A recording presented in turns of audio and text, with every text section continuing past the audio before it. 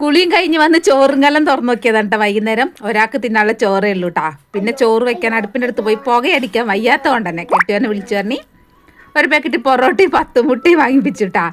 പിന്നെ നേരെ ഇതാ കുഞ്ഞാപ്പുക്കുട്ടി എൻ്റെ ഇടയിൽ കൂടി ഒരു ഫാഷൻ ഷോയും കൊണ്ട് വന്നിട്ടുണ്ടായിരുന്നു. പൊന്നൂസ് തുണി മടക്കുന്നതിൻ്റെ ഇടയിൽ കൂടി ഒരു കുഞ്ഞ് പെയിൻറ് കിട്ടി. അതിട്ടിട്ടുള്ള ഫാഷൻ ഷോ ആയിട്ടുണ്ട് ഇവിടെ കാണുന്നത്. കണ്ണും മുഖമൊക്കെ ഭയങ്കര പരിപാടിയാണ്. പിന്നെ ഞാൻ നേരെ ഇതാ മുട്ട റോസ്റ്റിനുള്ള പരിപാടിയാണേ. ഫുൾ വീഡിയോ ഒന്നും മുട്ട റോസ്റ്റിൻ്റെ എടുത്തിട്ടില്ല. കാരണം അന്നേരത്തേക്കും എല്ലാവർക്കും വയറ്റിൽ നല്ല വിശപ്പടിച്ചിരുന്നു കേട്ടോ. അതിനുശേഷം പിന്നെ പൊറോട്ട വേഗം ചൂടാക്കിയെടുത്തു, വേഗം കഴിക്കലായി. നമ്മൾ പൊറോട്ടനെ ഇടിക്കാനും പരത്താനും ഒന്നും പോയിട്ടില്ല കേട്ടോ. നേരെ വയറ്റിലേക്കാണ് വിട്ടത്. കാരണം അതിന് പരത്താനും ഇടിക്കാനും എന്നുള്ള സമയം നമുക്ക് കിട്ടിയിട്ടുണ്ടായിരുന്നില്ല.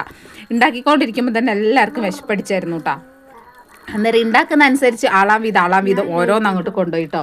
പൊന്നൂസ് ഉണ്ടായിരുന്നില്ല. പൊന്നൂസ് ഭയങ്കര ബിസി ആയിരുന്നു. തുണി മടക്കാണ്ട് കുറേ ദിവസമായിട്ട് അലമാരയിൽ. പൊന്നു തുണി മടക്കുന്നതുകൊണ്ടാണ് പൊന്നൂനെ കാണാത്തത്. കണ്ടോ, ഉണ്ടാക്കുന്നതിനനുസരിച്ച് ആൾക്കാർ ഓരോന്ന് അങ്ങോട്ട് പോയിട്ടാ. ആദ്യം കുഞ്ഞാപ്പൂ അച്ഛനും പോയി, പിന്നെ ചക്കര പോയി, പിന്നെ പൊന്നൂസ് വന്നു, പിന്നെ ലാസ്റ്റ് അവസാന വണ്ടി എന്ന് പറയുമ്പോൾ നമ്മളേറ്റവും ലാസ്റ്റാണല്ലോ വരിക.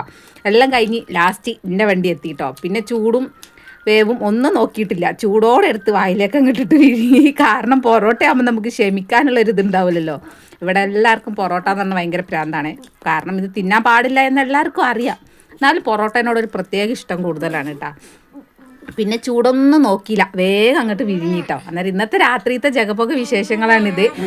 വീഡിയോ ഇഷ്ടപ്പെട്ട ലൈക്ക് ചെയ്യാനും ഷെയർ ചെയ്യാനും കമൻറ്റ് ചെയ്യാനും മറന്നു പോവല്ലേ കേട്ടാ.